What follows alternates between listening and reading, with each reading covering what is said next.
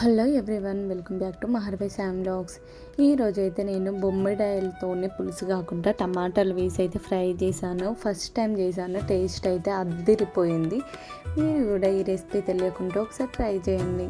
దానికి కావాల్సిన ఇంగ్రీడియంట్స్ అయితే ఫస్టే నేను పక్కన పెట్టేసుకున్నాను. ఒక 4 టమాటాలు, పచ్చిమిర్చి అండ్ ఎండినవి. ఇప్పుడైతే ఎండిన బొమ్మిడాయలను అయితే ఇలా వాటర్లో ఒక 2-3 టైమ్స్ మంచిగా వాష్ చేసుకొని ఉడకబెట్టుకోవాలి. ఒక 5 మినిట్స్ అలా వాటర్ మరిగేంత వరకు.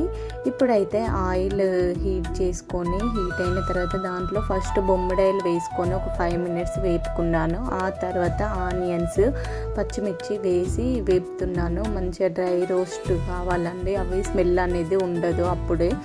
ఇప్పుడైతే అల్లం వెల్లుల్లి పేస్ట్, చిటికెడంత పసుపు అయితే వేసుకొని మళ్ళీ ఒక 2 మినిట్స్ అలా మగ్గనివ్వాలి.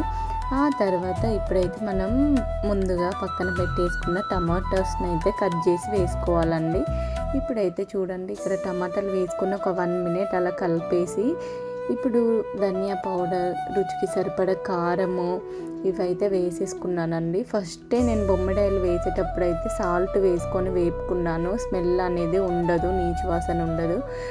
ఇప్పుడైతే చూడండి, టమాటోస్ యాడ్ చేసుకున్న తర్వాత నేనైతే డైరెక్ట్ వాటర్ వేయకుండా పైన ఒక వాటర్ది బౌల్ పెట్టేసుకున్నాను, కింద అడగంటకుండా. ఇవి మనం మధ్యలో ఒక 7-8 టైమ్స్ అయితే కలపాలండి, ఎందుకంటే అడగంటుతుంది. ఊరికే కలపాలి, వాటర్ది పైన పెట్టినా కూడా అడగంటుతూనే ఉంటుంది. ఇలా ఆయిల్ పైనకి వచ్చిన తర్వాత మంచిగా లాస్ట్లో అయితే కొత్తిమీర వేసుకొని సర్వ్ చేసుకుంటేనైతే చాలా చాలా టేస్టీగా ఉంటుంది.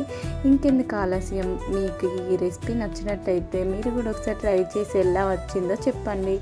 ఓకే అండి, అంతసేపు అయితే నా ఛానల్ని సబ్స్క్రైబ్ చేసుకోండి. ఎవరు సబ్స్క్రైబ్ చేసుకోవట్లేదండి, ప్లీజ్ సపోర్ట్ మై ఛానల్.